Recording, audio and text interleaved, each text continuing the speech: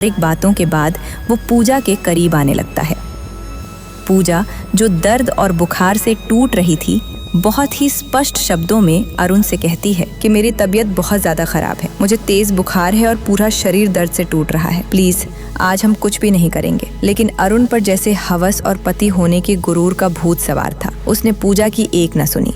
पूजा के लगातार मिन्नतें करने, रोने और मना करने के बावजूद अरुण ने अपने मर्दानगी के अंधे नशे में उसके साथ ज़बरदस्ती की। नई दुल्हन के वो सुनहरे सपने उसी बिस्तर पर बुरी तरह कुचल दिए गए। सुबह की किरणें कमरे में आई, लेकिन पूजा की दुनिया में हमेशा के लिए अंधेरा छा चुका था। वो दर्द और सदमे से करहाते हुए बस रोए जा रही थी। अरुण उसे चुप कराने की कोशिश करता है, मानो कोई बहुत मामूली बात हुई हो। वो बड़े हक से कहता है कि अरे मैं तुम्हारा पति हूँ, ये तो मेरा हक है, शादी के बाद तो ये सब होता ही है।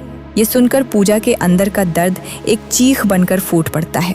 वो बिलखते हुए अरुण की आंखों में देखती है और कहती है कि हक तूने मेरा किया है।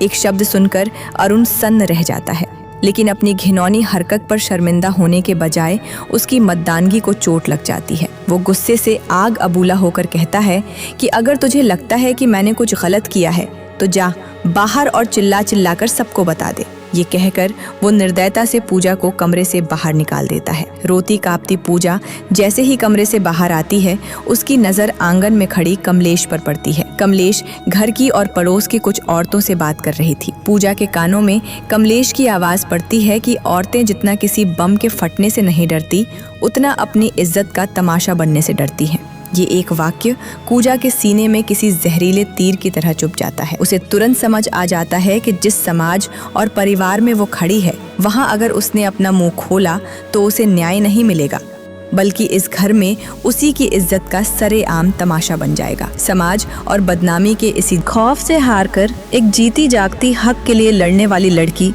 अपने आंसू पीते हुए खामोशी से वापस उसी घुटन भरे कमरे में लौट जाती है। उसके मासूम दिल में कहीं ना कहीं ये उम्मीद बची थी कि शायद अरुण को अपनी हैवानियत का एहसास हुआ होगा, शायद वो अपनी गलती मानेगा और उससे माफ़ी मांगेगा। लेकिन अरुण का रवैया देखकर पूजा के पैरों तले बची खुची ज़मीन भी खिसक गई।